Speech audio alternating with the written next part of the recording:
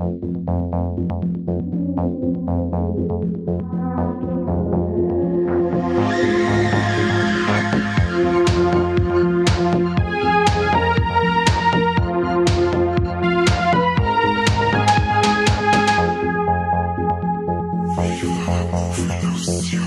Corby, was treibst du am 16. September? Boah, du, keine Ahnung. Was machst denn du? Ich weiß auch noch nicht sicher. Seppi, hast du einen Plan vielleicht? Ich habe tatsächlich schon einen Plan, weil ich habe mir da vorgenommen, dass ich da mal Quartalsreinigung vom Bauchnoppi vornehmen werde. Die ganzen Muckel rausgreifen. Das glaube ich, musst du nämlich verschirmen, weil du brauchst auf alle Fälle einen Fachmann dazu und das ist ja bekanntlich der Mike bei uns und der hat an dem Tag eingeladen. Und zwar auf Vilsbiburg ins Cineplex, damit wir die beste 200. Folge der Welt aufnehmen. Habt ihr da Bock, das mitmacht? Ja, schon, aber nur natürlich. Diesmal, nur wenn wir andere Leute mit immer dürfen.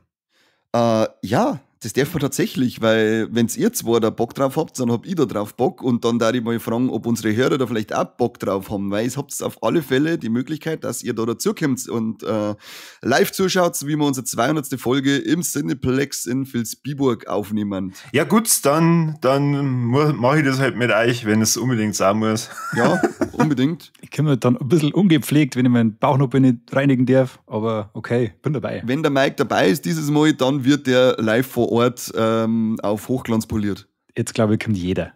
Alle 4 Hörer kommen jetzt. Jetzt kommt jeder und dann kommt jeder. Das wird unglaublich. Das Kino, wir haben es mit am Starlord seine Worte zum Sagen, der Kinosaal wird danach ausschauen wie ein Jackson Pollock-Gemälde. Unter Schwarz. Sehr schön. Sehr schön. Wahnsinn. Da freuen wir uns. Also der Cineplex bestimmt auch. Und 100%. Aber die wissen ja, dass, wenn wir in einem Saal waren, dass er dann auch eine Grundreinigung braucht und es ist egal, ob es eine Veranstaltung oder ein normaler Kinobesuch war. Also Leute, wenn ihr Bock drauf habt, dann meldet euch auch bei uns, dass wir ungefähre Anzahl an Besucher haben, damit der Saal auch dementsprechend gewählt werden kann. Jetzt könnt ihr uns auf sämtliche Kanäle, soziale Medien schreiben, eine E-Mail schreiben. Wir freuen uns auf euch, haben fett Bock drauf, das live zu machen. Es dürft uns dann auch angelangen, Fotos machen, für teuer Geld Autogramme kaufen.